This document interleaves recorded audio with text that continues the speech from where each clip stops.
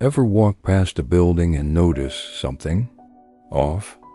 A window that's way too high to see out of, a door that leads to absolutely nowhere, or a beautiful bricked-up archway that just feels completely out of place. You might shrug it off as a weird design choice or a simple mistake. But what if I told you these aren't mistakes at all?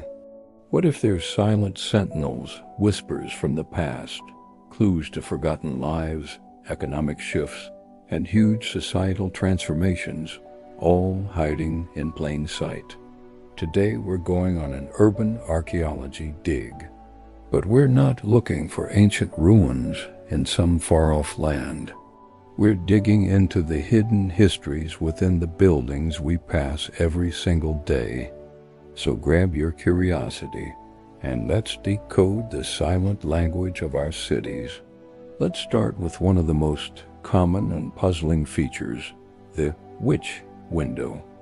You'll often see these in old farmhouses in places like Vermont. They're windows that are installed diagonally, rotated 45 degrees, fitting snugly under the roofline. The folklore is fantastic. They were supposedly built so witches couldn't fly their broomsticks straight into the house.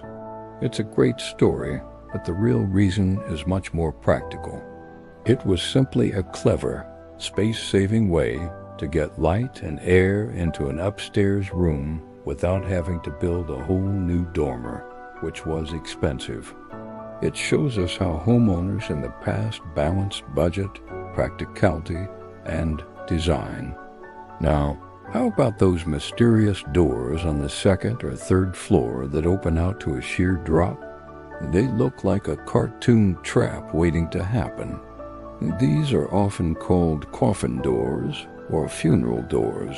The legend says they were used to move coffins out of the upper floors because old staircases were too narrow and winding. While it's true that some might have been used this way, the more common explanation is much less grim.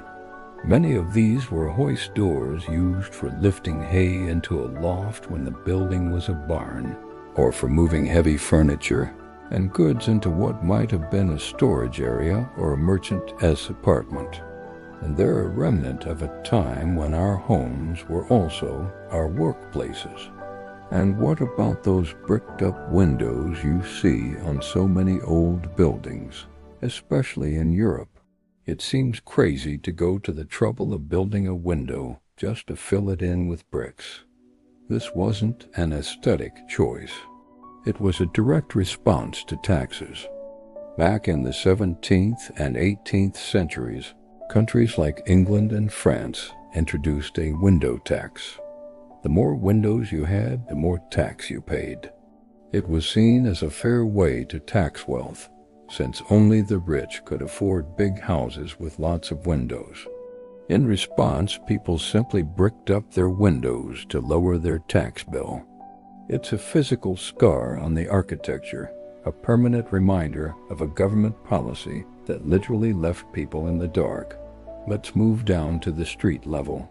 Ever notice those strange metal contraptions bolted next to the front doors of old townhouses? These are boot scrapers. Before cities had paved streets and proper sanitation, roads were a messy mix of mud, dirt, and horse manure. You wouldn't dream of tracking that into your clean house.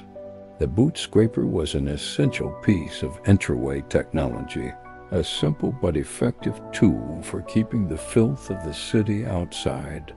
Its disappearance tells the story of urbanization, of paving, of public works projects that transformed our daily lives in ways we now take for granted.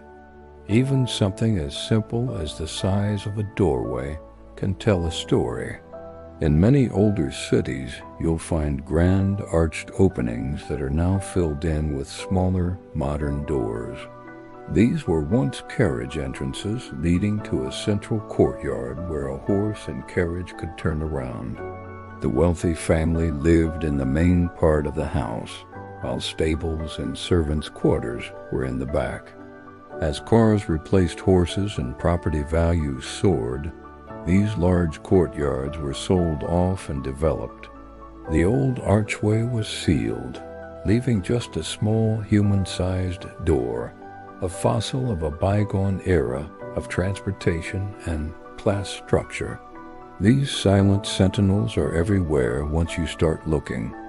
A high-water mark on a building near a river, a faded advertisement painted on a brick wall, an old coal chute on the sidewalk.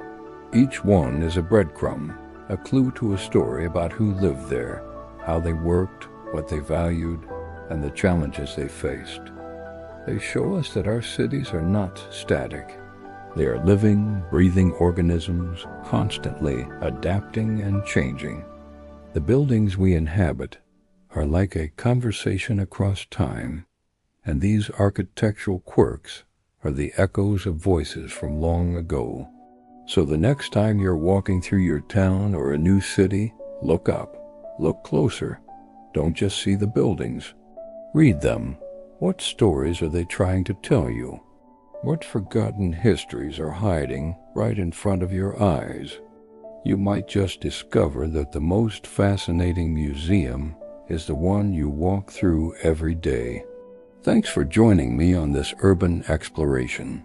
If you enjoyed decoding the secrets of our cities, make sure to hit that like button and subscribe for more adventures into the hidden corners of our world. Let me know in the comments about any weird architectural features you've seen. See you next time.